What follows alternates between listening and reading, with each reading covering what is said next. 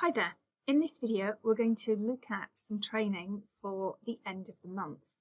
So it's looking at a report in your back office so you can see how you can determine who's doing the best, maybe who needs a little nudge along because they're close to a particular level, or just to go and say well done to all your movers and shakers in your business. So let's go and take a peek at the back office and see what that looks like. So here in the back office, what I actually want is the date the campaign started. So just click here and you can add in the day and select it. If it's the current campaign, there's no need to put anything at the end at all. Just click apply and then click to save it as a .csv file, which you can read in any spreadsheet. So I'm just going to put the date. Now we've already got one here that I've done today already. It isn't the last day of the campaign, and if you've got people running for rank, you'll probably have lots of these. I ended up putting the time on the end of them, but do work out a system that works for you. I'm actually going to save over the top of it because I know it hasn't changed. And then what I'm going to do is I'm going to look at it in a spreadsheet. So in this case, I'll be going into Excel. So this is what it looks like. You won't have all the black filling in on yours. You will have names and addresses and all sorts of lovely things. But let's just show you a quick and easy way to do something with it. So firstly, you're going to want to add up the sales and the catalogue to see where you are.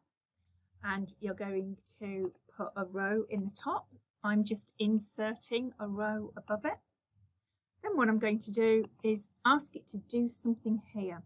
So I'm going to use this auto sum to add it up, and then I'll show you a quick way of copying that over. So literally click auto sum and then go all the way down and add it up. So I've asked it to add up for me. Now I can just pick up the corner here where it changed from the plus sign to a black plus sign, and just by dragging the corner it will add up the next one for me. So I now know where I am and what's going on. What I want to know is where all my lovely team are, and I want to sort this. So what I need to do first is grab this row here, and I want to make it searchable. So if I go to data and I'm looking for this filter, I want to turn on all the filters of everywhere that I've put something in.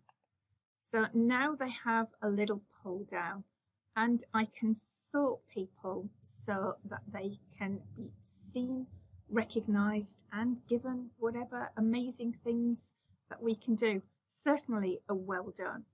But what I can also do is see where they're at.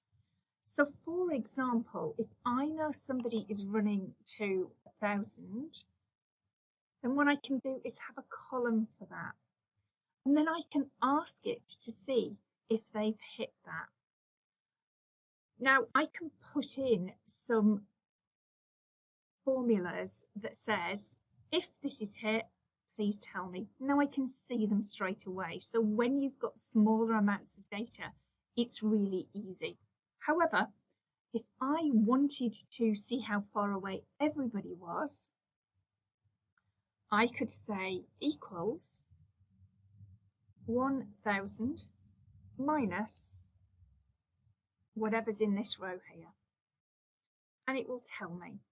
So it will tell me whoever this person is 518.28 away from 1,000. So I could tell them. To be fair, they can see that for themselves. However, that's fine. I can now copy this all the way down by using exactly the same process as we did to go to the right. We can now go down. But I'm going to have a really good way of seeing who is really close. Now, if I want to search on this, I'm going to need to make it a filter as well. So let's just highlight them all again and make them all searchable and a filter. But it's a really easy way of adding everything up and everyone up and seeing just how far away from a specific goal I want to help them with. So if their goal is 100 or 500 or 300, this is how you can do it really quickly. Hopefully that's been helpful to you.